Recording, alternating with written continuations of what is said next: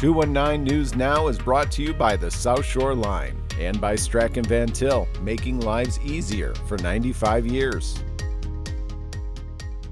I'm Andrew Garcia, and this is your 219 News Now. With forecasted temperatures expected to be between negative 14 degrees and negative 5 between Thursday and Friday, Maryville Community Schools announced that Friday will be an e-learning day. Wind chills are expected to be coldest between negative 5 and negative 15 degrees from 3 a.m. to noon on Friday. This decision has been made after careful consideration of the risks associated with prolonged exposure to severe weather conditions, including waiting at bus stops in dangerously cold weather, the district said on its website.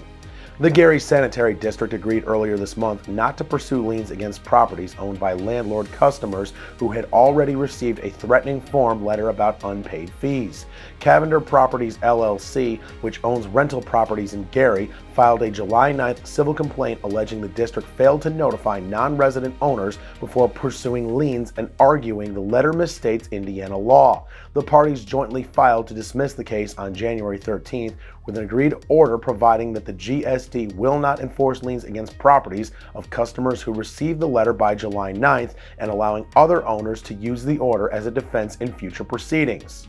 46-year-old Armin Hill was sentenced to 2.5 years in prison and ordered to pay over $833,000 in restitution after pleading guilty to wire fraud tied to COVID-19 relief funds. U.S. District Court Judge Gretchen S. Lund sentenced the Maryville man on January 13th for a scheme involving fraudulent COVID-19 paycheck programs and economic injury and disaster loans applications submitted between April of 2020 and May of 2022, in which he admitted to obtaining at least $840,367 and using the funds for personal expenses while submitting incorrect payroll information for his Maryville company.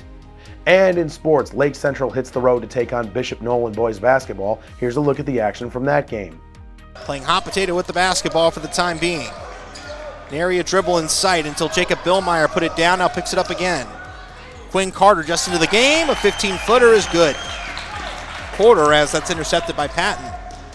On the run, Mobley fights, lays it up, and in. Good play by Mobley. Reclassification happening anytime soon, if ever. 34-29. Good work, Jeffrey Patton.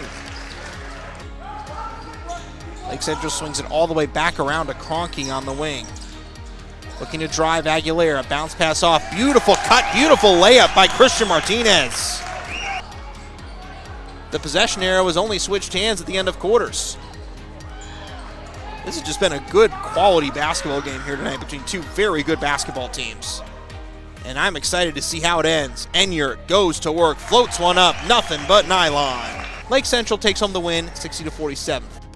To read up on more local news and headlines, visit nwi.com. I'm Andrew Garcia, and this has been your 219 News Now.